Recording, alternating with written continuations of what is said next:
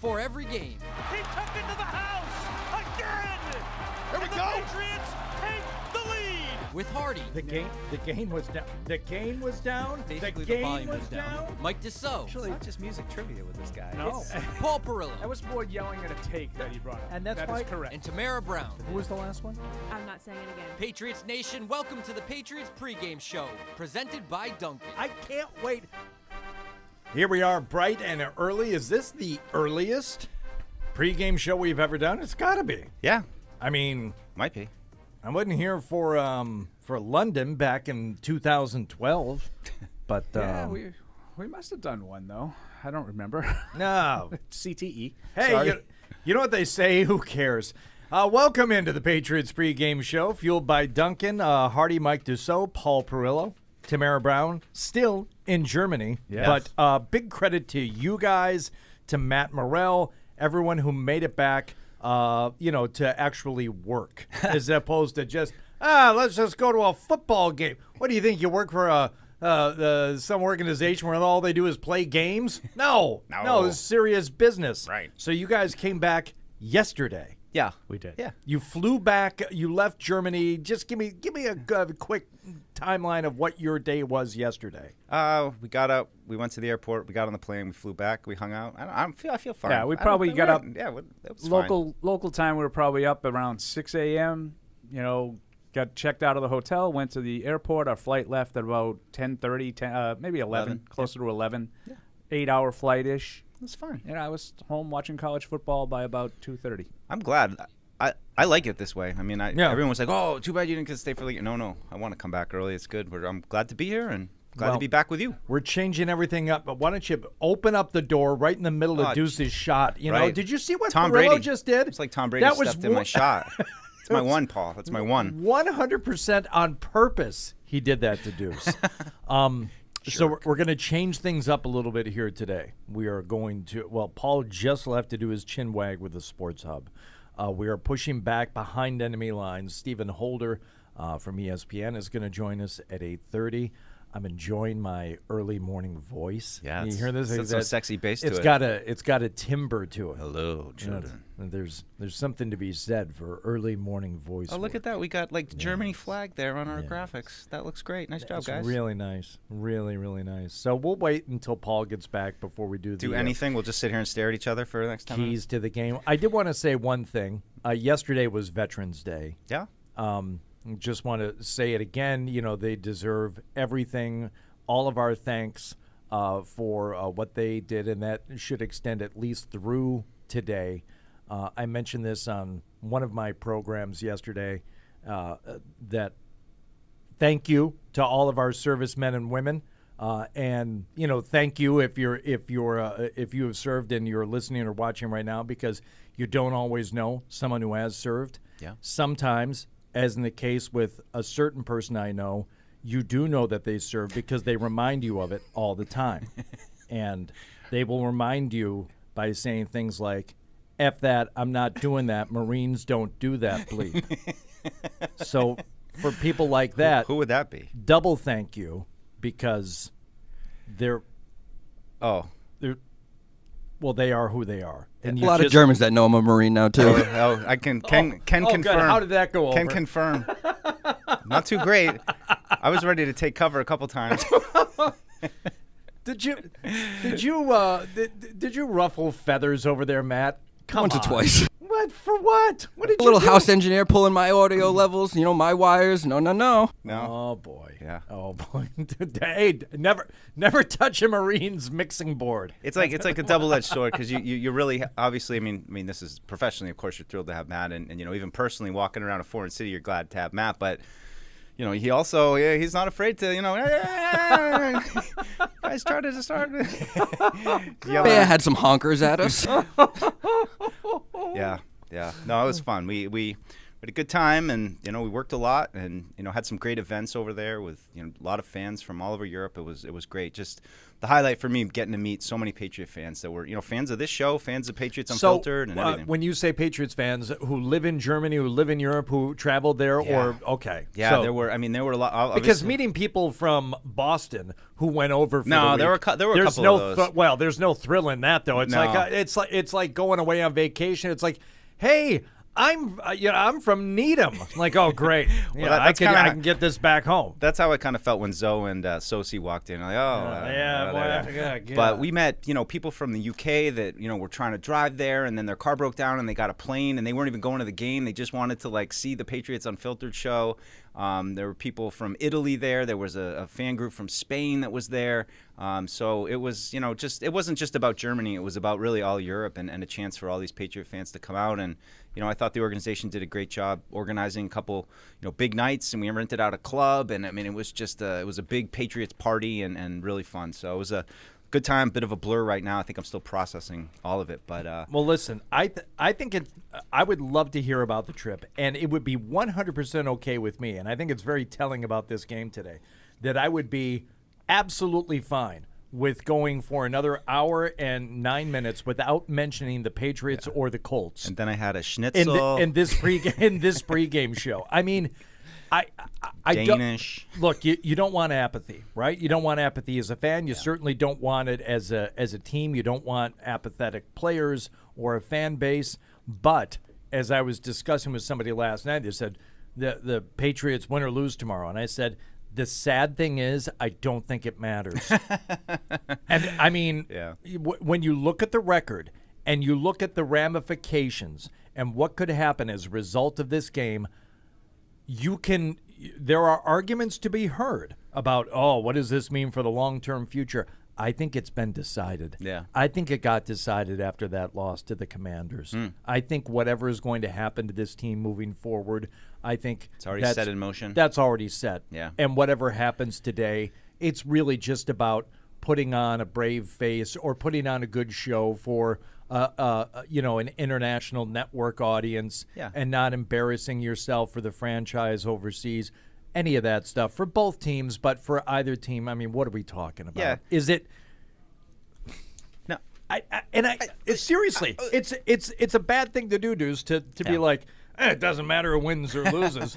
Does it? No, I mean, I don't totally disagree. I would just say going over there and being, at the press conferences with international media and stuff, it was just nice to break the routine of, usual press conferences. We have the usual questions. Certainly, contingent of Boston reporters came over and, had their usual, insightful, team-oriented, J.C. Jackson, those kind of things. But there was a lot of laughter, and it was kind of a light bill, and what you're saying about the game. I mean, 2-8, 3-7. What's the huge difference between those? Not much. But I thought it was good to change the energy up a little bit. I mean, you shouldn't have to go to Germany to have to do it, but it did feel a little bit like, man, it's refreshing. Everybody's got a good personalities going and some laughs, and you're like, man, I hate feeling so down about this team right now because it's there are a really lot of likable guys, likable players on the team. And, sure. And so we'll see today. And there are things to build on and build with. And I'm not saying that you can't have an entertaining season. That's what I'm looking for. Entertaining games, compelling games, competitive games. But when the owner goes into the locker room and addresses the team and says, this is a critical game. This game is critical. You know what that tells me? It's not all that critical. And I better tell them something so that they go out there and play well. Yeah, well, I mean, I'm not saying that he's a liar. He's walking around. I'm saying that is the mark of someone who is a leader and somebody who is smart and someone who knows that if he doesn't reinforce some notion that we expect a professional product, he may not get one. Yeah, I mean, I don't know what the result's going to be, and I feel like everything's on the table for today's game. I mean, with all the travel factors, with two teams that, I have a little respect for what the Colts have done. They've scored some points against some teams, even, without Anthony Richardson. We know that they're already beginning a rebuild process, but I think every kind of outcome is on the table today, from Patriots kind of put it together and win by a couple scores, maybe even. Or the Patriots don't put it together and the Colts win by a few scores too, right? And everything in between. So that's why I'm kind of intrigued. It also just this morning game, it feels like a holiday kind of to me. Like I could do this every week. I feel like get up, do the show, get the first game going. Was there you know? anyone up in your house when you No. by the time you left this morning? No, there was not. Isn't it delightful? Isn't it wonderful? Nice and quiet. Had my breakfast. Watched my a little. God. Fortunately, Bruins highlights didn't made it to the second period last night. Third period didn't go so great. So Well, I did my, we did our little couch cuddle time, me and the dog, went outside, let her do her filthy business, had a little breakfast. It was nice. beautiful, Nice. quiet, Yeah. peaceful. All right. Let's grab some phone calls before Paul gets back, Yeah. and then we'll do the keys to the game. We'll go behind enemy lines. Speaking of which, we're going to do boom, boom, right here. Better put key it on. holder, Deuce, current key holder. Wear that thing proudly go. while you can, pal. I believe we'll start with Patty and Agawam. Cousin Patty, what's going on? Morning, guys. How we doing? Patty. Good morning. Good. I'm making breakfast, drinking some coffee, and then probably a little wake and bake after that. Oh, okay. all right. No mimosas or So, Bloody Marys or anything. Beer, weed and beer. Beer. Nothing better.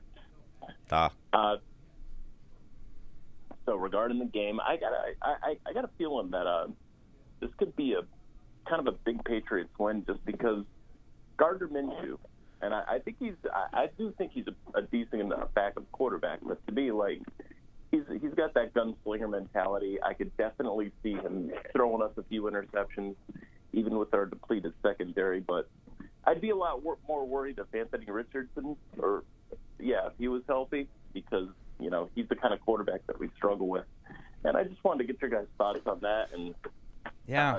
I'm excited. It's nice. 9:30 game time. I love it. You're gonna have this is a little taste of what it's like on the West Coast watching early games at 10 a.m. It's great. But I agree, and I think it feeds into, he can be a little bit streaky with interceptions and stuff, but so can the Patriots defense, and they've gotten some turnovers lately, so that's a positive sign that things are trending in the right direction as far as the turnovers are. But we'll see. That's just, I think it goes right to the heart of what I opened the show with. I don't know what to expect today, between the travel, between just where the teams are at right now. I think everything's on the table. All right, Patty. Enjoy that breakfast. Enjoy the other shenanigans you're about to get up to. And, guys. I'm sure we'll talk to you in the post game. By the way, if you're going to wake and bake, you have to wake and bake. You don't wake, have some coffee, make breakfast, have a meal of food. It's got to be first. And then take Combo thing. And then take your marijuana pot dope. Well, no. Now Coffee and marijuana pot dope should be a simultaneous thing. Well, that's a wake and bake. If you wake and do a bunch of other stuff, and then and again, I am not encouraging or making light of anyone who does pot. But if you're doing pot and you say you're going to wake up and do pot, you can't do a bunch of other stuff and then do your pot dope. You can't. Be true to the wake and bake. Right. You either do it or don't. Nothing in moderation. That's my motto. There you go. All right. Justin. Party, the marijuana spokesman of Boston. That's right. I did win the Mass Can Best Radio Personality of the Year award. Oh, what they get you? It's a you little, just a giant spliff? an acrylic plaque. I think I won it 2 years in a row because my co-host was a great ambassador for the cause. Yeah. I thought it was an ironic award for somebody who, whenever he's tried to do that in his life, he gets so paranoid I can't. So it's been decades since I've even tried.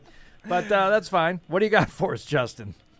Listen, I appreciate you guys. I've listened since I was 16. I'm 27 now. And all I can say is, I've listened to a lot of different sportscasts, and Patriots.com has some of the best of them. I love you guys, and keep on doing what you're doing. I'm out. Take care. Oh, Wow. Thanks, Justin. That's really nice. Thanks, Justin. There's a lot of that in Europe, people just coming up, loving the shows, and that's just, for me, it's super cool. I'm sure you're used to it. You got 27 radio shows. People know you. They come up to you. They come up to you on the street. Nobody knows and nobody Unless cares. they hear do you order something and they're like, wait, I know that voice. That's probably happened to you quite a few times. They recognize you by voice. Here's what happens. Somebody will say something like, oh, you do that? What show do you work on? What do you do? And I say, here. The 99 restaurants have 9 real-size entrees for just $9.99, like their chicken-crusted haddock. Whatever. Chicken? Was that chicken-crusted? I don't know. I'll just say something. It's haddock with chicken around I it. don't know if I've ever heard you, and I'll say, yep. Go to NewEnglandOilChange.com for 20% off at Valvoline Instant Oil Change. It's like I'm listening to the radio right now. Yeah, and then people are like, oh, I've heard you. I'm like, yeah, that's great. Between you and my buddy Fitzy, I feel like I can't even drive anywhere and put the radio on without hearing you guys. So it's always fun. There's some friends. I don't want Paul to miss out on Floyd in Michigan. Oh yeah, we but gotta wait. Just hold him. Okay, all right, Floyd. If you're listening, it's out of love. Yeah. There's respect for your questions. Yeah, it's seriously because he poses questions to the entire panel. Right. Multiple questions. Well, how about this, Nick? You've talked to Paul Perillo enough in your life. You don't mind missing out on Paul this one time. What's going on, Nick? No, I just want to thank you for mentioning veterans and, with all that's going on in the world, and I pray for Mr. Kraft, what's going on in Israel. And I want to say one thing, and you can tell this to Paul. I'm going to take it out of the movie The Godfather. Ooh. Never tell anybody what you're thinking outside the family. Right. I'm having a blast this year. Your show is spectacular. You know that, Hardy. Thank you. You know that, Mr. Holy Cross. Yep. Tamara, Paul, Matt, the whole 9 yards. And I'm having a blast because Bill's going to turn this around. So you think Bill's holding – you think Bill has something that he's holding back? I think the bottom line is watch what happens in the draft. You know what I mean? What he does, Okay. Obviously, like I said, I'm not going to speak bad about any Patriot. I'm for them 24 hours a day. But, the bottom line to the whole situation is, they got 6 rings. You're a bunch of – they're spoiled brats. You know what I mean? Come on already. Life is too short. I look, Hardy, I love you. I love you guys. God bless you. Thanks, Nick. And it's an honor every time you put me on, man. Appreciate you, Nick. Thanks. Take care. Arrivederci. And enjoy the game, yeah. Arrivederci. So Inactives are out. And wow, this is such a odd timing for the pregame. Show just go. Yeah, right. Some of them we already knew. Obviously, J.C. Jackson, Trent Brown did not travel. Devontae Parker had already been ruled out. Alex Austin, the new cornerback that arrived, Sam Roberts, and kind of the surprise, Jawan Bentley, who played last week through a hamstring injury and played pretty good, had a bunch of tackles, and he's going to be inactive. So a little bit of a blow, probably connected to why they promoted Calvin Munson for the third and final time that he's eligible to be promoted, as providing some linebacker depth. And Connor McDermott had been promoted as well to probably start at left tackle. So Jawan Bentley, Paul, is inactive, a little bit of a note. But Kayshon Boutte, everybody's ready to go. Kayshon Boutte is active. I think the Bentley thing, I'm sure you guys already talked about it. I think that's fairly significant. I think he's a three-down guy at this point. The Colts want to run the football. I think that's his strong suit.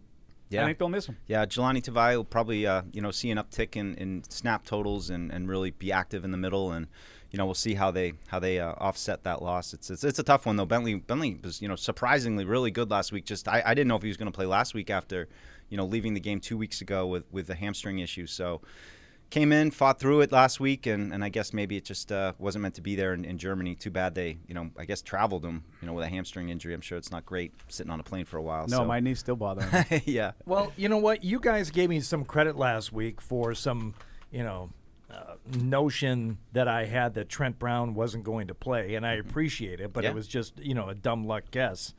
In order to bring and restore balance to the universe, I can't believe that he's not a go this week and it hasn't been available. It's like, wait a second. He went from this is going back 2 weeks now, but didn't practice, limited, practiced, inactive. Okay? Mm-hmm. I'm like, oh, well, at least he was trending in the right direction. Yeah, a lot of times when you see the guy get active for practice on the Friday, it's a foreshadowing of being ready to go the following week. The following week. But then, Bill was asked about it. He said, is it the ankle or personal? Both. Oh. Yeah. So what's going on with Trenton? Yeah, I was just asked about this on the chin wag, and I don't want to make light of a personal situation that I don't know what it is. Sure. Like J.C. Jackson, according to Mike Reese, I think you guys probably talked about this too. No, not yet. Okay, we haven't talked any football. J.C. Jackson, we just started. he got benched early in the game last week, and the stories that came out during the week were reportedly he was late for curfew. Yes. At the team hotel, and that's why he didn't start. Mike Reese said this morning, I believe, that he was not late.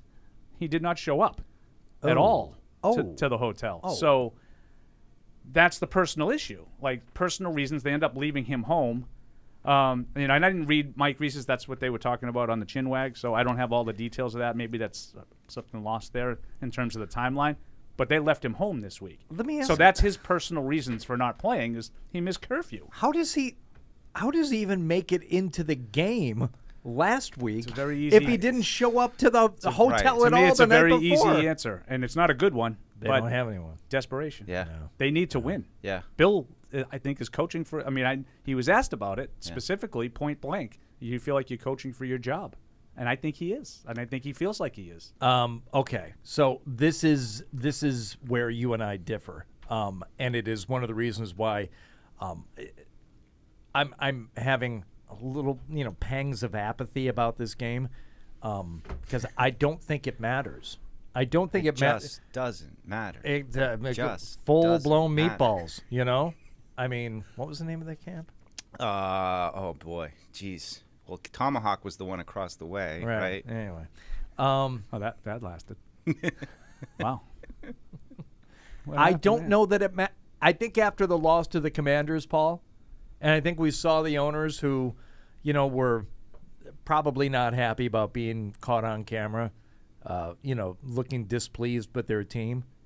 I think the wheels were set in motion after last week. I think whatever's going to happen in this offseason is happening. Yeah. Camp North Star. Yeah. Wow. That's absolutely right. Thank you. Woody DeWabbit. Barring them rattling off the 8 straight wins to finish the season, I think everything's pretty much set with how it's going to go. You don't think so? No, it's probably true, but I don't know. I think I'm still in the place of let's just get a win. See if you can get Keyshawn Booty's got some. Something going on. Some of the young guys start to produce. Last week, yes, and that's why J.C. Jackson plays last week. But now? Okay, we talked about this in Germany. Go ahead, Paul. I'm just going to read the item that Mike, because I want to give Mike the proper credit, so I get it what he wrote. I don't want to put words in his mouth. Jackson wasn't just late for curfew last week. The cornerback didn't show up at the team hotel at all, according to a source familiar with Belichick's thinking on the decision to leave him behind for the team's trip to Germany. Jackson also didn't take part in pregame warmups last week, making it puzzling that he ultimately played 53 snaps on the loss to the Commanders. Belichick said he expects Jackson to be available moving forward, but how Jackson responds remains a wild card. So I think it's really interesting that he didn't show up to the hotel at all, then didn't really take part in the pregame, and he played most of the game. Yeah. He sat out the first 2 series. It was. I think it speaks to desperation. It was head scratching to me last week because, what kind of punishment is it to not play the first 2 series? What? What does that matter? I don't see that as a punishment. It just seems I don't know. It just seems ceremonial more than anything. What? You're gonna sit out 2 and then we have to talk about Shaun Wade and he earned those first 2 series. If he really earned some playing time, then let Shaun Wade play. Right. We'll see today, what happens kind of with Jack Jones, and if he's back in the mix as one of the top corners. But without J.C. Jackson, I don't know. It could be Jonathan Jones and Shaun Wade on the other side, maybe for a good chunk of the game. And this is the other thing I brought up while you're out of the room, Paul. When the owner goes into the locker room and addresses the team and reiterates to everybody that this game is critical, it makes me think it's not. And that what he's trying to do is instill in them some kind of sense of urgency to go out there and not embarrass the franchise. Yeah, it's one of 17, games in an NFL season. You're not playing 162. It should be quite obvious that winning a game is critical in the NFL. And if the owner has to come in there and tell you this, then it leads me to believe that. It's that was really more of a way for him to kind of inspire them to go out there and as the promoter said to Rocky, I know you're going to give us a good show. Don't go out there and lay an egg. Right? Yeah, we talked about too just some of the issues of leaving Trent and JC behind, and is that Bill trying to make more of a stand instead of just benching guys for the first 2 series of saying, look, these are a couple guys that, clearly with JC, we don't know what personal issue. Paul and I were kind of, I'm like, what would be a personal issue that, would allow you to kind of practice but wouldn't allow you to, like, play in the game? So, like, maybe it's not personal to Trent, maybe it's personal to the coaching staff, Well, and that's what, like, I wanted to stop short of sort of being critical of the Trent Brown personal issue because I don't know what it is. Yeah. Like, what if it's something family related or, something, that's significant, serious? Oh, I'm not critical of Trent Brown at all. I was literally asking what's going on. Yeah, no, I think what's going on is personal. It's definitely worth it. Because I did think it was interesting that he said both. When he was asked about it, the answer was both. Bill, he said the personal issue or the ankle, both. So I don't know what the personal. Could the personal issue be I don't feel like playing? I think that's. Yeah. That's very personal. I don't feel like I'm 100%, and I don't think I can go. Like I don't know. Yeah. But my guess is it's something more serious than that, and that's why I kind of want to leave that part out of it. And, okay. Maybe Mike will have an update on that next week. Yeah, Mike laid out too. I think it might have been a tweet. I don't know if it was in the article itself, but he laid out what the incentives are, what kind of money for Trent stands to lose by not playing in these games. So it's for him, it's hitting him in the pocketbook. Yeah, like he gets incentives for every percentage of snaps that he takes part in. Yeah. So he's going to lose a significant amount of money. Floyd, we wanted to wait until Paul was back in the room. He's back. Floyd in Michigan, what do you got for us? Good morning, everybody. How we doing? Guten morning. Morgan. Hello. The first 4 are yes or no. The last one is not. Oh, great. All right, gotcha. Question number one. Yeah. Are the New England Patriots a likable football team? Yes. Yeah. They're frustrated. Frustrating performance on the field, but I think generally there's likable players. I think they're likable guys for the most part, but there's like everybody else. There's a handful of guys in there that I don't like. Yeah. And I don't like guys that don't just do what they're supposed to do. Like in terms of accountability, you don't play well. That's one thing. Yeah. But I didn't like. You know what? Yes I'm going to say no. I'm just going to say no. No, I'm going more. Devontae Parker, J.C. Jackson, Jack Jones. No, there's enough guys in that team that don't play like Patriots. David Andrews, Matthew Slater, Love Ramondre Stevenson. Love them all. More likable than not. Deuce's guy, Peppers. You should have seen him. At the press conference the other day. They have a lot of good guys, but there's more guys that haven't done what they're supposed to do this year than they normally have. All right. Sorry, that's supposed to be yes or no. Sorry. Number 2, Floyd. Sorry. Question number 2. 49ers GM talks possible crisis of confidence in Brock Purdy. The Patriots seem unsure about Mac Jones, and the Steelers seem unsure about Kenny Pickett. Is this further evidence that the Patriots should pursue a QB at the top of the draft next year? No. No. I'm not saying they shouldn't. I think they should. I don't think that has anything to do. Brock Purdy was the last pick of the draft. Yeah, I don't think that has anything to do with Mac Jones. No. We're going no. No. I know these are yes, I no think answers. I think the point is these quarterbacks that I just mentioned, Matt taken at 15, Kenny Pickett taken at 20, this Brock Purdy taken into the draft. I think we're pointing at what we've discussed before. If you want a good quarterback or your chances at a good win, I think you got to go to the top. I would agree with that largely. The percentage of guys that are established starters that play at a high level were taken in the top 10, really. Floyd, we got our Behind the Enemy Lines guest coming up in 90 seconds, so let's get through the rest of your questions. The Baltimore Ravens are ranked top 5 in both offense and defense. Are the Baltimore Ravens the best team in the NFL right now? No, but I think they're having a good season though. But they're going to be a problem in the conversation. Yep. Final question: who will survive longer at their current head coaching gig, Bill Belichick or Michigan's Jim Harbaugh? I'm going to super quick. Rappaport reporting right now, just Robert Kraft not inclined to fire Bill Belichick during the season. Right now, according to Rappaport. Sorry, Floyd. Yeah, I think that might be a tie. Can I pick a tie? Because I think Harbaugh is going to be elsewhere, and I think back to the NFL. You think Harbaugh maybe could be? Yeah. Maybe here. Yeah, I don't know. the rallying around Harbaugh right now by the I was watching some of that yesterday. That was embarrassing. by the communists. Oh, in the Ann guy Arbor. crying. Oh my God, Crying, Was he like sobbing? dropping F-bombs on national television. multiple. It's seriously, Like on purpose, performative. Yeah. I don't think it's one of those situations at the University of Michigan where teachers also have to coach, because I don't think he is an instructor. I just That's a great line. I got the feeling he is not taking time away from his lecture preparation in order to coach that team on an interim basis. All right, let's go behind enemy lines. Here we go.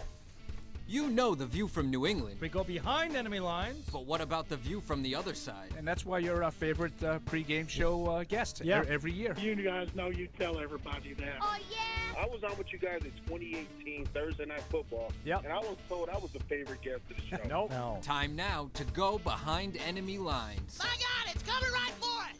Joining us now behind enemy lines, Stephen Holder from ESPN, at Holder Stephen, that's a PH, covering the Colts. I don't know where you are, Stephen. Either way, I appreciate it, whether you're in Germany or in Indianapolis at this ungodly hour. We appreciate you taking the time. Hey, you got it. Mike Reeks has us covered over there in Germany, so I'm holding it down on this side of the pond, but all good. Nice. Hey, Steve, just want to ask you, what's the Gardner Minshew experience been like for you guys, and, what are you expecting from him today? Yeah. So, look, he's been really a solid backup for the Colts. And I think one of the things that happens with backups is they, when they play well, they give you some juice initially, because they give you that energy when they first come in because expectations are low and so forth. And he did do that.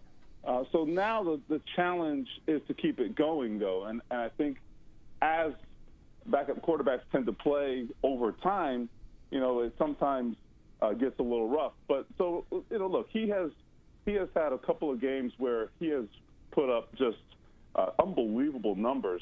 What he's got to do is do it while keeping the turnovers to a minimum. So when you get aggressive with Gardner Minshew, that's when he becomes susceptible to the turnovers. So that's the balance they're trying to strike. But look, the whole thing is, you want your backup quarterback to keep you in games and give you a chance, and he has done that without question. Steven, I wanted to ask you a little bit about Jonathan Taylor and where he is right now, maybe as comparison to like 2 years ago with that huge season he had. Do you think he's close to that player? Has he resembled that guy, so far this year? And what are you expecting out of him today? I do think he's getting closer. Look, he didn't have training camp. He really just kind of got going just a few weeks ago, as you probably know. But I'm starting to see shades of that guy. I think right now the challenge is they've got to have a consistent threat in terms of downfield passing. And without having that, I think it has really affected their play action. So that's one of the challenges that they're having right now. But you saw, for example, last week against the Carolina Panthers, the numbers weren't good, and there's a reason for that.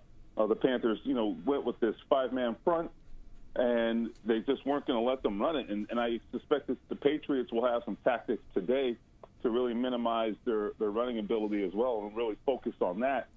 That's been their strength. So they've really been facing that challenge lately. But their running game is much improved this year, no question about it. And part of it is Jonathan Taylor, and part of it is their offensive line rebounding from a really bad year last year. And they have really stabilized, and that's been a big boost for them as well. Stephen, what's the attitude with this team right now? The Colts are at 4-5.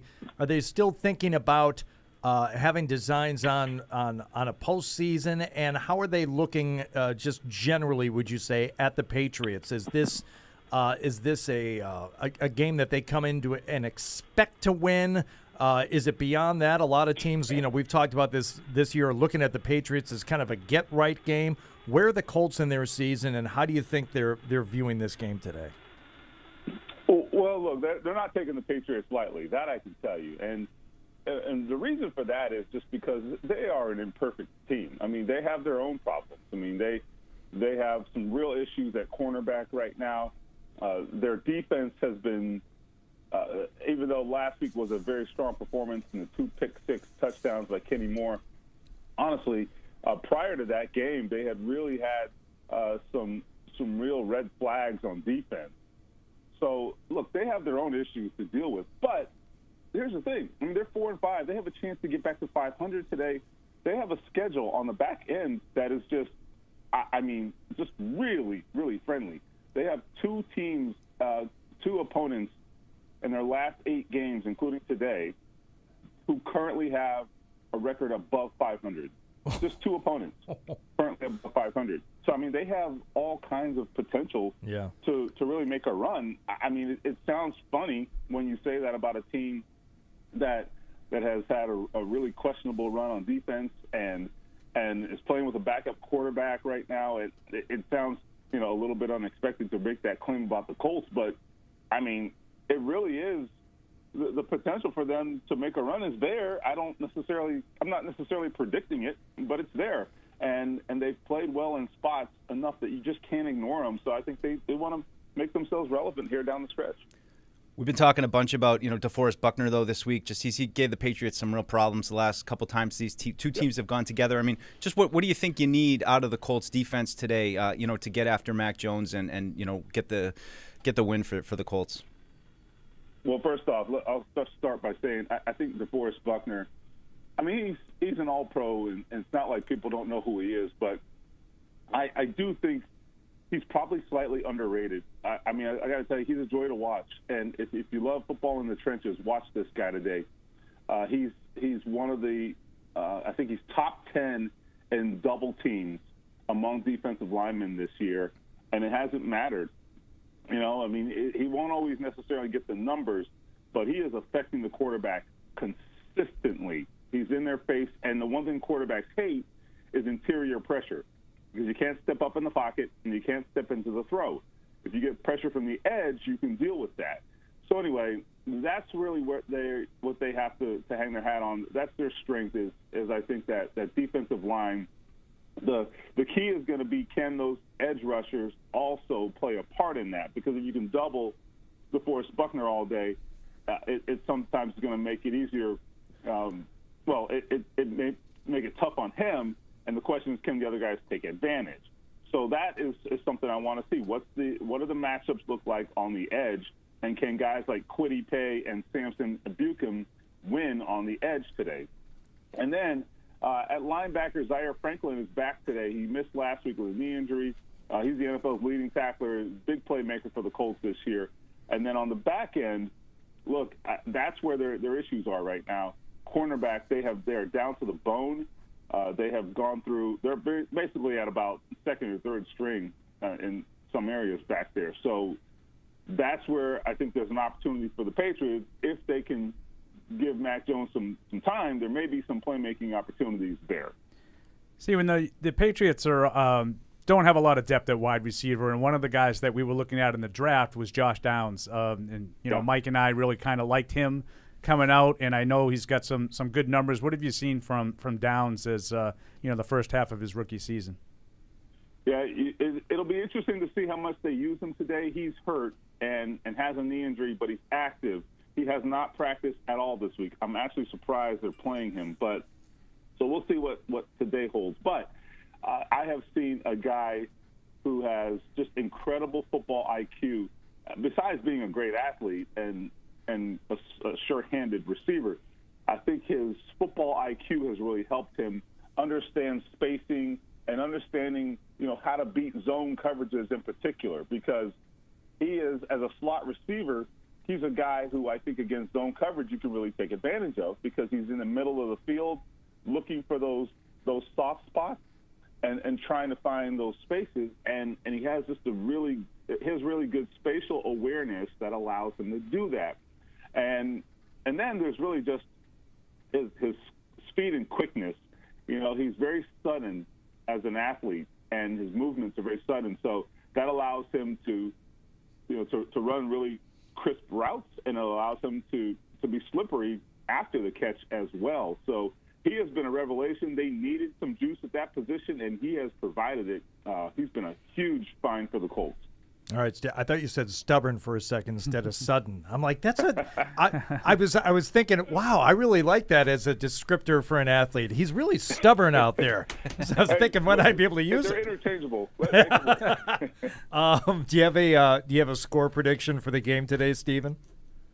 Yeah, I would say the Colts in a low-scoring affair.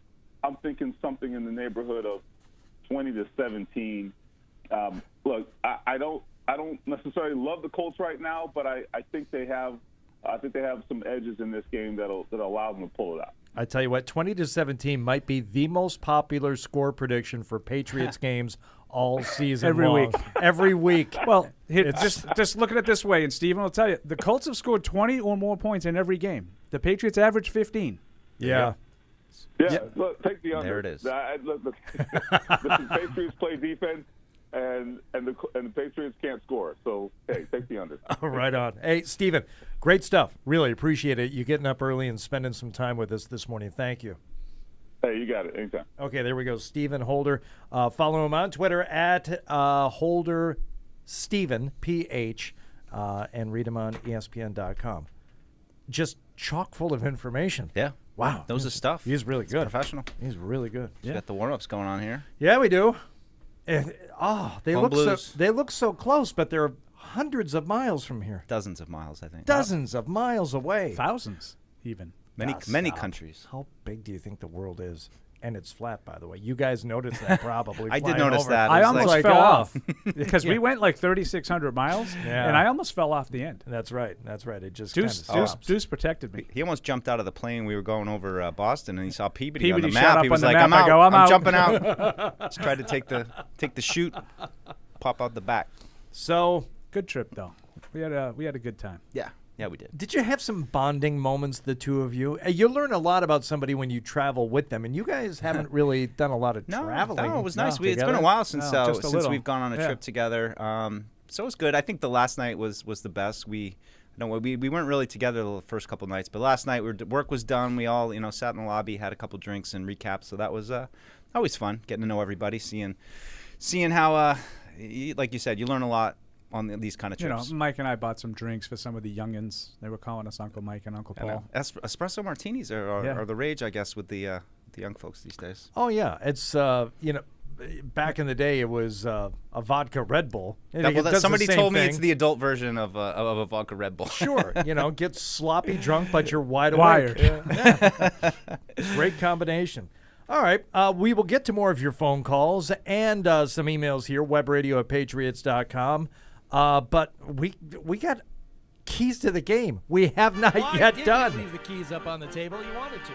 You've waited all week for it. The whole team's in the locker room right now, just listening to this, waiting to hear what you're going to say. Without these keys, the Patriots are destined and doomed to fail. Here are Hardy, Paul, Mike, and Tamara's keys to the game. Why did I steal your key to the game also? Keys to the game brought to you by Mike, Paul, me, and Tamara. Without these keys, Patriots destined to fail. Mike Dussault, the current key holder, you are up first with the key to this week's game. Whoa, watch your mic Hey, there. ho, Don't punch ha. your mic. Yeah, so I think when we got the text, we were at the club. We were in the club in Germany. We were feeling a little... We're into the club. we're a little silly. So mine is... You can find me in der Club. So I was trying to think of something, No Germany. Kommissar, though. I was a little upset.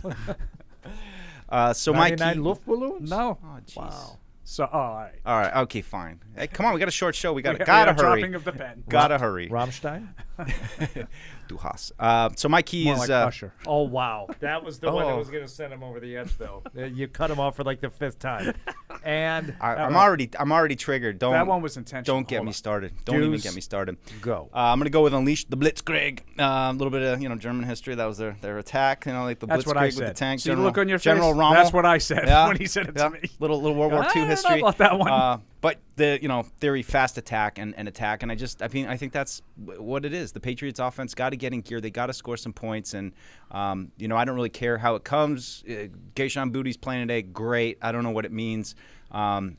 you know, we said it when I was over there. It's we haven't seen a lot from him. I mean, he had a good final preseason game. He had that one game week 1. I hope people don't have too high expectations for what he's going to contribute today. But look, it's a low bar for some of those guys that have been in there. Tyquan Thornton, Jalen Reagor, those guys have not been productive. So there's just and you have Pop Douglas with an ankle injury too. So somehow they got to figure out how to get the offense in order, how to attack, score points. So yeah, that's my key. All right, I'm gonna read Tamara's for her. Yeah, she's over there. Yeah, she's staying for the game. Make the Germans proud, and don't let Jonathan Taylor plow through the Patriots defense. So an attempt at a rhyme that just kind of peters off at the end. And in her defense, she was in the same place we were. Yeah, we're in the hotel bar, I think, at that time. I mean, let's just take it from like a football standpoint. How do you feel about not letting Jonathan Taylor plow through the Patriots defense as a key? And we can jump ahead, and that's my key is stop the run, have some fun. Indy wants to run the ball. They don't want to put this game in Gardner Minshew's hands and have him have to throw for 300-plus yards. They want to throw when they want to, not when they have to. All the cliches that you can come out with. And look at Zach Moss's numbers are just terrific. He's up among the league leaders in rushing. Jonathan Taylor has sort of had a slow regaining of his full strength, as Stephen Holder just told us when I asked that question. And I think Taylor had something this week about feeling like he's ready for a breakout kind of a game. Juwan Bentley not being in this game. So I think that's the number one priority. So I think I'm kind of in line with Tamara and lame attempt at a poem. No, but aside.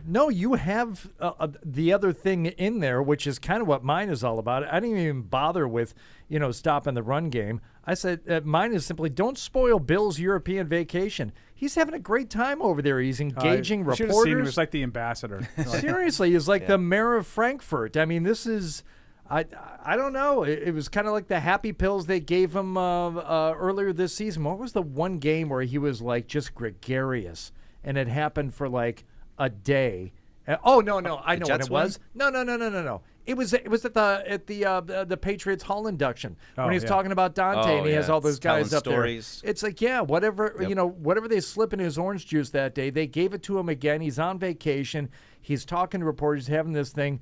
It's a rough season for Bill. This is a rough time for him. Why don't you give him this one last good memory from this season?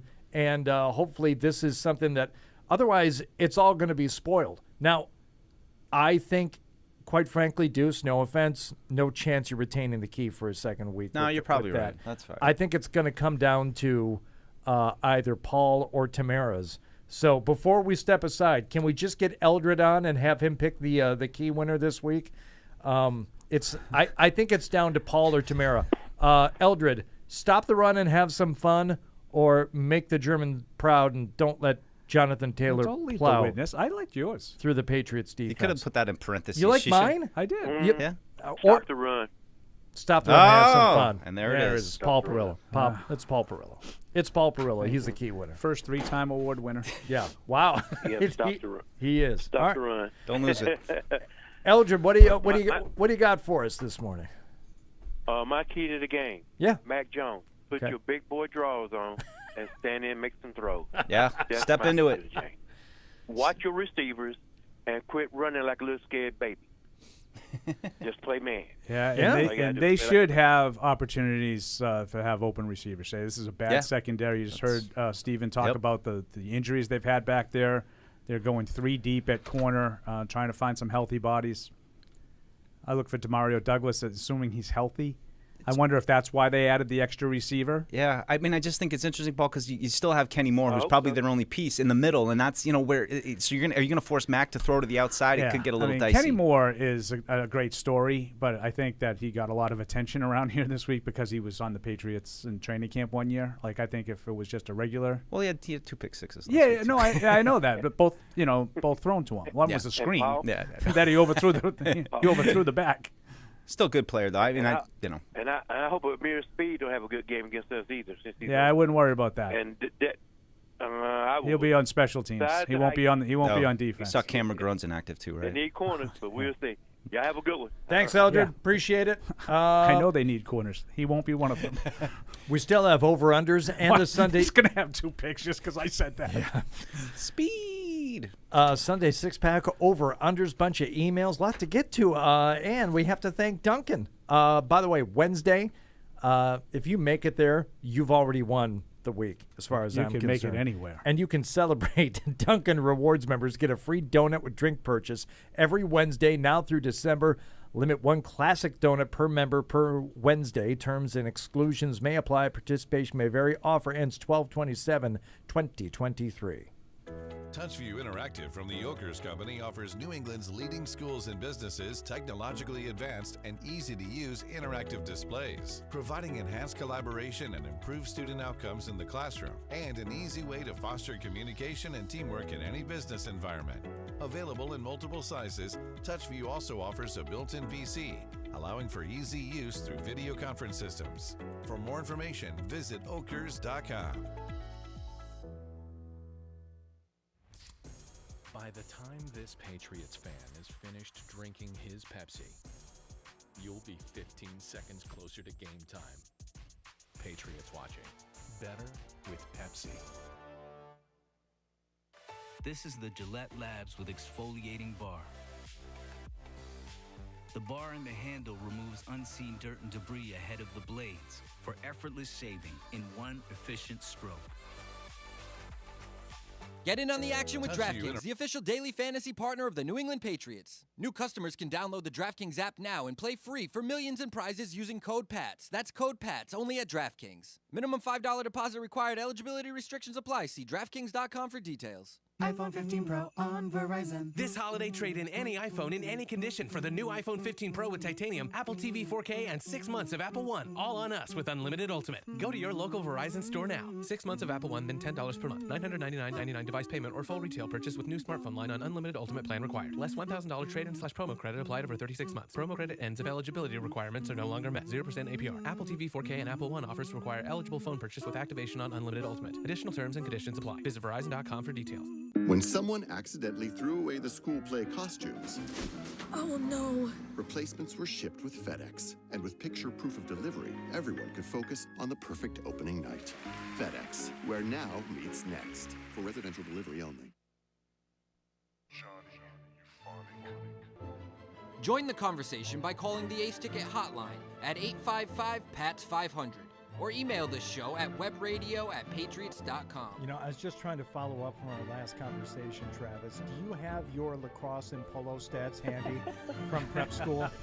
Because now it's all coming back to me. I was an unconscionable ball breaker earlier this season. I really was. But that name. Oh. Live from our studios inside Gillette Stadium, here's Hardy. Welcome back to the Patriots Pregame Show, fueled by Dunkin. Happy that you're up with us early on this Sunday morning as the Patriots and Colts get ready to kick off in Frankfurt. About 38 minutes from now, the game will be underway, so we're going to be here with you until 9:15. I'm going to get to Todd here in North Carolina. Been on hold a long time. Todd, I appreciate your patience. Thank you for being there, and thanks for being on the show. What do you got for us? Well, I was just curious a little bit. WEI, Mr. Andy Hart wrote that Bill said that he's had a little bit of fatigue. Okay. And I was wondering, we always worried about all the players. Is this guy dealing with something? Has Bill maybe been dealing with something this year? Maybe he's a bit off. Maybe there's something going on we don't know about. And maybe he's got some, trouble because, if he's getting worn out and we're not even halfway through the season, that's not a good sign. So, and of course, Andy said it might just have been the trip or something, but it was an interesting little article. Is there a possibility that we need to worry about our coach? Well, I don't know who Andy Hart is. For all I know, he doesn't know anything about football. I don't think we're sort of speaking out of school. You should be worried about your coach's future beyond the last 9 games. Yeah, and in terms, he's on, he's on watch. I mean, he's. This is what I feel. I feel the decision was, and it's gut. This is not based on much. But what little I know and from what I truly feel is that the decision has been made for the future of this ball club after last week's loss to the Commanders. That was a team that you should have been able to beat at home, a team that was kind of pushing their chips in on the season. They're tanking. And when that didn't, that is the way. I mean, they traded two of their best players. Right. So 4 days before the game. And you don't get that when, I think, from an organizational standpoint, you look at it and say, all right, well, now we're done. Now we're 2-7.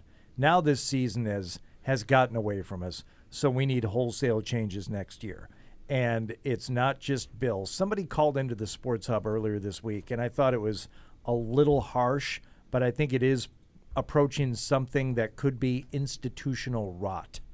There is something wrong, that goes deep within this organization. The only way to change it is to do some wholesale changes. And you're not going to pin it all on Bill. You're not going to pin it all on Mac. You're not going to pin it all on Matt Patricia last year. You're not going to pin it all on their decisions at quarterback going over the last 4 years. Yeah. But institutionally, there are enough problems here to where after that game last week, I think ownership looks at it and says, that's it. So is Bill tired? Probably. He's an older guy. Does the trip take a lot out of you? Yeah, probably. Is he going to be around next year either way, no matter how much energy he brings to this game today or to his press conferences or anything else? No, I don't think he is. No. I think it's probably time, and I think that decision has probably already been made. Yeah, I mean, it's troubling how the team of the last few years has just kind of looked the same, and it feels like those last 2 years they were still able to beat teams that were kind of unprepared. And that was, the mark, I think, of what we all kind of believed of, hey, if you have the best coach in the game, he's going to be able to, put together a performance where the sum is going to be more than the parts. You look around and you say they don't have a lot of talent, but somehow, when they go up against a backup quarterback, they've been able to get wins. And this year that's gone out the window. Now it's not being able to beat backup quarterbacks. It's losing to teams that are trading guys off. It's guys not even coming to the team hotel, guys that you had to trade for in the first place to bring in. So there's just a lot of whack-a-mole with problems right now, and it just feels like Bill can't get a win this year. No matter what he kind of does, whether it's giving Trent Brown a little contract sweetener, whether it's bringing J.C. Jackson in, all these moves just haven't really been able to seem to work, and it's and there's still 7-8 games to go. We're not even really, we haven't written the whole story of this season. I don't know what it's going to be, and you might be very well right, Hardy, that what the results are going to be in this offseason, that those are already set, but there's still a lot of story to tell with this team, and I really, right now, starting with today, I don't know which way it's really going to go. And you have to think, based on what the evidence has been leading to this, it's going to continue to go in a similar fashion. I kind of agree with the way you said it, Hardy. Listen, stunning things have happened. Can we all say that no one knows exactly what's going to happen, but, barring a miraculous turnaround that nobody sees coming, where they rattle off, 8 straight wins. 8 straight wins, go 10-7. Okay, I think you're right. I think the decision's already been made. I don't think there's going to be much to be determined about the future of the coaching set. Now, he's either back or he's not. We don't know, but I think Robert Kraft and Jonathan Kraft have a pretty good idea of what they're going to do. Yeah. Now. Right. And I just don't know that, I just don't know how you could possibly say, today I'm going to fire him. But they beat Gardner Minshew and Tommy DeVito. I think I'm going to hold on to him. That's why I say when the owner goes in and says it's a critical game and all this stuff, he's trying to inspire. He's trying to do something. He told the NFL Network, in the 30 years I've owned this team, I haven't been 2-7. It's really disappointing. He's in a bad place, just in terms of his own personal feelings about this team right now. So he doesn't want another loss. Not on this stage, not with all the pomp and circumstance that goes with this trip to Germany. So they want the win today. But Paul, to your point, if they do, if they made up their mind to get rid of Bill after this season, are they going to have their minds changed by beating? I just don't think so. I don't think so again, either. If you do above and beyond, then that could change your mind. Yes. But Mike and I, we'll tell you, we were there, as they like to say. The organization has put an awful lot into this game. It's our international home market. It's our first trip over there into that market, and I do think that it means a lot to Robert Kraft to put their best foot forward. I think we had a good week, sort of PR and promotional wise, Mike, would you say? I don't know how you would want to term it. Content wise, I think we did, a lot of interesting stuff and got to do and meet a lot of interesting people. But the bottom line is what the team does. And I think he would be really, really disappointed if they went out and laid a New Orleans Saints like egg today. Yeah. But if it's another game where it's just like back and forth and you lose, I think that's kind of what your team is. Yeah, I mean, I'm curious, like, just on a more micro level of if they do lose this game and, Bill and all those big picture things aside, just what do you do over the bye week? Is there any shift that you can make within the team? I'll tell you what I would do. Moving from the quarterback, I assume is what you were, and that's the big one. But, there just isn't a lot in reserve on this team right now. There's not a lot of like, well, we've got this guy waiting. Like, they've kind of played everybody now that, Booty's going to go. So that would be my goal, Mike, in a nutshell. Is like I want to find out definitively about as many players as I possibly can so I can go into the offseason having an idea of who I need to stick around and who it doesn't matter. If it's Bailey Zappi, I don't want Bailey Zappi as my backup quarterback if I'm scared to death of putting him on the field. If he's not a quarterback. Great point. So I even want to find that out. I don't want to find out if he's better than Mac. I want to know what can I expect from him. Yeah. Can he just be the backup Can he next be year? the backup? Yeah. Obviously, Bill Belichick is not sure because he's cut him and he's looked a lot of different places for somebody to replace him. Yeah. So let him play. If they lose this game, you have the bye week. Give them, whatever. They'll have, a couple extra days of practice in between. I know they'll have, I think they're out Thursday through Monday. They'll be gone. But they have some extra time. Get Zappi ready or get Will Greer. I don't care. Yeah. I don't care which one it is. It's the only significant real shift you can do is make that move at quarterback. And start giving more snaps to the Booties and the Douglases. Douglas is already getting them. Get these young guys involved. Get what you can out of these games. Don't let the opportunity to assess a player like Booty get by you. I said it twice in Germany. I don't think it translated in Germany, though, Hardy. See, Booty is kind of a Cajun name, so what I did I saw it coming a mile away. It was like me on the plane watching the map, and I'm like, oh, there's Peabody out there on the map. Here it comes. By you. By you. There was a shot of Sharon there, too. Yeah, I don't know if you caught it. I did see it. All right, over-unders, let's go. It's time for this week's edition of Over-Unders. You're over me? When were you under me? Couple of decent weeks last week, huh? It's unfortunate because I didn't check to see if you got them all right, but... Oh, I did. Confidence. Oh, don't you worry about me. When we were in Germany, I'm a Marine. Yeah, was bleary-eyed. I was doing my math really good over in Germany. Oh, he did. 5-1, 3-3, 4-2. Good job. Good, Matt. Mike 5-1, Hardy 4-2, Paul 3-3. Season totals: Mike 30-24, Paul 29-25, Hardy 26-28. See, Paul, 3-3. You're not, like stomping your feet and you're doing better. But a drunk baby flipping a quarter can go 3-3. So, do better. Drunk babies can flip quarters. I have done better. That's why I'm ahead of you. Boom roasted. Mac Jones passing yards 220.5. Oh my God! What will I do? So I'm on. Everything's on the table today. For this one, I'm going to say Mac Jones over on the 220.5. For the 17th week in a row, I'm going to take the over of Mac Jones's passing yards and lose. I'm going big Patriots offense day today. I think I'm feeling it. I'm starting to get inspired.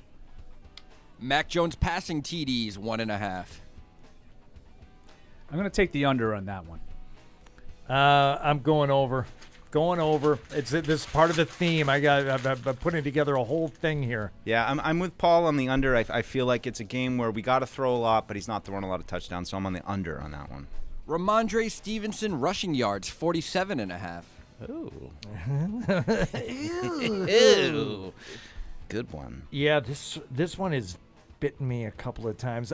You know what? I just like rooting for over, so I'm going to go over. Although I'm pretty sure it's going to go under. I'm going to go over too, though. I think Ramondre coming on had a big play last week that most of his yards, but I think he's breaking tackles. He's looking like Ramondre last year a little bit. I'm feeling positive on him. I'm going over. Yeah, me too. I agree. Over. Demario Douglas receiving yards 46.5. I wish I could go over on this one, but I think he's a little banged up. I think it's going to lead to some booty in the slot, and I'm going to go under on that one. Yeah. Now, I'm going to take the over. I agree with Mike. The ankle worries me. I think this is a perfect matchup for him. Based on the way that Stephen Holder described the secondary, I think it's perfect. Soft spots in the zone underneath. So I'm going to take the over and cross my fingers that he's healthy enough. As I said, part of a theme, over. Ezekiel Elliott, rushing and reception yards combined, 39.5. Paul? I'm going to take the under on that one. I think the Colts are decent against the run, and I don't think he gets enough in the passing game. He would make up for it in the passing game for sure if he were to get there, and he will get there. Over. I'm going under, and just real quick, he was great in on his press conference. Really, Ezekiel Elliott, really likable guy. I'm just surprised by that this season. Really good. You thought really but he's just funny, affable, really like Zeke. But I'm going under on him. And the total score of 43. Yeah, I know Stephen Holder said take the under. I'm pretty sure R.J. Bell said take the under. But to me, the action is the juice. Ooh, I'm going over. Feeling frisky today, Hardy. I am. I can't do it. I'm going under. Yeah, I'm under as well. Wow. I am either going to get my teeth kicked in or I am going to make a real run at the lead here on the over-unders. Okay. Let's get to Mark in Everett as we go back to the phones here. God's country. Nice. Yeah. Well, Everett, Mass action for us on this Patriots pregame show. What's going on, Mark? What's up, guys? Thanks for taking my call. I know there's not much time left. And you just answered all my questions. I was wondering if Jones comes out and plays the way he's always played, we go 2-8. Will they make a drastic change at quarterback just to see what we have on the bench and if there's any future in the guys that we have? And you guys just discussed it, so you read my mind on that. Yeah. So, but I do think that Bill will lose one of his positions, GM or coach. I don't think he's going to be both next year. I think maybe it's already been discussed, but that's just my opinion. And hi to my friend Paul. We grew up together, Paul. You don't remember me, but if I told you my car, you would. But thanks, guys. That's all I want. If you told him your what? His car? His car? My car. What kind of car? Yeah. What? I had a 76 black Grand Prix with a license plate that said Markey. Oh, now he remembers. I can see the recognition on his face. Yep. He's got you. He's clocking you. Yeah. All right. Thanks, Mark. See you guys.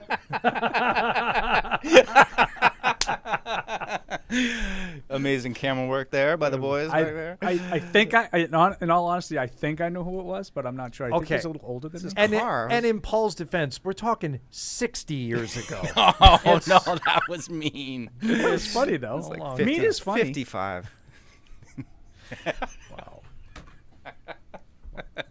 Hurts more coming from Deuce. It does. He's nice. He's so nice. He's nice. I can't hurts resist. more coming from him. Can't resist. Hey, Nolan Frankfurt via Ireland said, very excited to be listening to you from inside the stadium in Frankfurt. Looking forward to being able to watch the team in person for the first time in years. Never witnessed a loss, so hopefully that continues. Big Patriots crowd in for the game. Hope Fred did not send Paul and Mike home early for disciplinary reasons. I never even had. Yeah, whatever the opposite of it was. Okay. There was like congratulations. We did so well. Reasons is you got to go. That we got to go. You home got to early. go home early. Congratulations. No, I'm not complaining. People were like, "How could they do that?" I'm like, "No, this is great. You know, we get to get back a little early. Took our own little flight. It was nice." Marcus in Frankfurt, thanking you for the couple of PU shows there in Frankfurt. And has to apologize to Marine Matt because he called you Kevin. Kevin in the booth. Oh, yeah. You remember this? Oh, geez. He did. He came up after the show, said, "How are you, Kevin, in the booth?" and then asked for a selfie. And then he got choked out. Just go to sleep. Go to sleep, and good night. All right. We have a Sunday six-pack to get to. Let's do it. This is the Sunday six-pack, so kick back and listen to my position. I'm itching to get the picks back. You better bring a big stack. Don't get it mixed, Jack. I came to win it, yeah, this is the Sunday six-pack.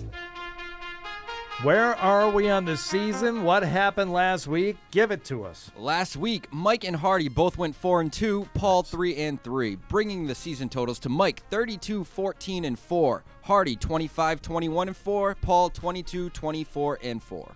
Ooh, I'm like Alex. I don't know what the disconnect is between my picks on the PU show and these ones, but yeah. All right, starting with the 5-3 Cleveland Browns at the 7-2 Baltimore Ravens. Baltimore -6.5. I like the Ravens to win this one, but I think it's kind of a big number, especially against a good Cleveland defense. I think it's going to be a close one, so I'm going to take those points for Cleveland, but I do think that the Ravens win. Yeah, I agree with Mike. I think the Ravens are really just got it all going right now. Yep. I think they win the game, but division games, don't usually end up in blowouts, so I will take the points. I think you guys are on magic mushrooms. I think the Ravens win this by a touchdown easily today.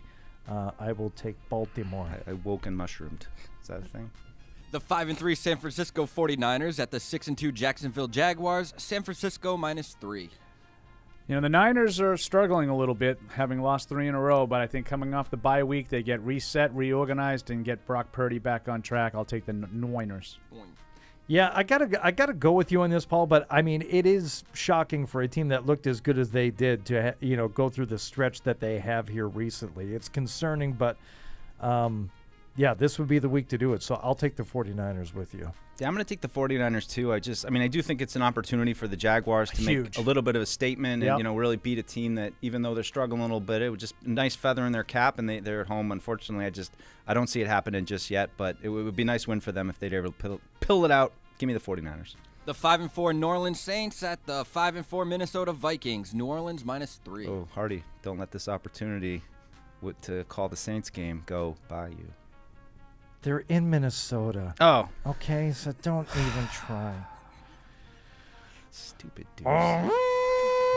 Vikings. Yeah, I'm going to go with the Saints on this one. Just quarterback situation. A little scary for the Vikes. Yeah, Josh Dobbs isn't going to be as good this week when he knows the plays. Right. That's the irony of it all. I'm going to take the Saints, too. What an unbelievable performance by him last week. Moving on to some 4 p.m. games. The 6-2 Detroit Lions at the 4-4 Los Angeles Chargers. Detroit -3. I tell you, Hardy, I'm on board with your Lions. I think this will be a good test for them today, and I think they were able to pull it out. I'm going to take the Lions. Yeah, I like the Lions as well. I was talking about this in Germany, Hardy. Since when did the Lions become one of these America's teams that just travels well? They get all these fans all in these road games, and I think they'll be all Lions fans. At the LAC doesn't have anybody going to their games rooting for them anyway. Well, the reason why, Paul, is so many people leave Detroit that they have a strong but I never fan noticed base that in before. many other cities. Like, did you see the Green Bay game this year? Yeah, They did Lambeau? travel for that. I don't remember seeing that kind of stuff for them. Just very quickly, we're up against it here. Sorry. No, I just wanted to say Lions coming off the Did you bye. like the way I said that? Lions coming off the bye, and they have 3 of their starters back this week. I like the Lions laying the 3.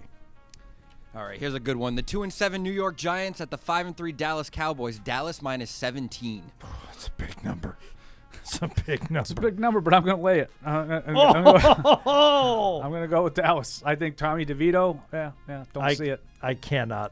Cannot, and I will not. I will not. Giants +17. Yeah, I'm going to take Giants +17. It's big. It's a big number. Oh, boy, it's big. Very, very big. And wrapping with the 4-5 Indianapolis Colts at the 2-7 New England Patriots. I didn't write those down. You guys, you took the Giants? Giants. Both took the Giants. Okay. You took the Cowboys. I did. And I'm taking the Patriots to win this thing today. 30-21. 30 points, Jerry. 1.21 gigawatts. I'm going to take the Patriots as well. I don't, think the Patriots are going to quite hit 30. But I'm coming back from Germany feeling some positivity with the team. I'm going to say Patriots 20-17. Yeah, I work for Patriots.com, and therefore I will take the Patriots 20-17 as well because I'm contractually obligated to do so. You holder deuce 2017. That's the magic I do number. not feel great about this matchup. I don't. No, I think they could lose this game today. Obviously, we're talking about a 2-7 football team that has lost to bad teams, but it's all on the I table. think they, whatever. Give us one game. Give us one game where we feel something. Alec in Berlin. Hardy, I know you're not big on the emails, but greetings from Berlin. No luck getting tickets for the game this year. It sucks. Should have come. If the Pats come back next season, I'll have to take my son, tickets or not, to Frankfurt or Munich or wherever the team plays in Deutschland next season. Blah, blah, blah. If the top quarterback prospects are to be had in the first round, it would be difficult to pass them up. I find it difficult to shake off the feeling that Mac's rookie season has been handled, and he's been handed a raw deal with the coaches and the GM's decisions. So that is from Dr. Alec Thornton. Your fugitive is Dr. Richard Kimball. Go get him. There was a one-armed man. Check every in-house, out-house, Has Mac been given a raw deal? A little bit, but that's the NFL, and you have to be able to make chicken salad out of chicken S sometimes, and he hasn't really been able to just show that kind of flash that, hey, even when it's bad around me, I can make some plays. So opportunity today. We'll see how he does. Oh, all right. Gentlemen, this was fun. It was quick. And from now on, a 75-minute pregame every week. This is the new format. Perfect. It's awesome. So I hope you enjoyed it. Hope you will be with us for the postgame show immediately following kickoff here in about another 15 minutes from Frankfurt. Deuce, Paul, thank you so much for coming back early and working here with us. I mean, true pleasure. Nowhere I'd rather be. Sacrificed a couple of extra days in Germany. You could have been there, but you guys. It wasn't a sacrifice. Got plenty of time in Germany. We're good. We're back. We're happy. Let's go. I'm happy that you're back. I'm happy to see you guys, and thank you for listening and watching. We'll talk to you after the game. Thank you for downloading this podcast. Subscribe on Apple, Google Play, and everywhere else you listen. Like the show? Please rate and review us. Listener comments and ratings help keep us high in the podcast rankings so new listeners can find us. Be sure to check Patriots.com for more news and more podcasts.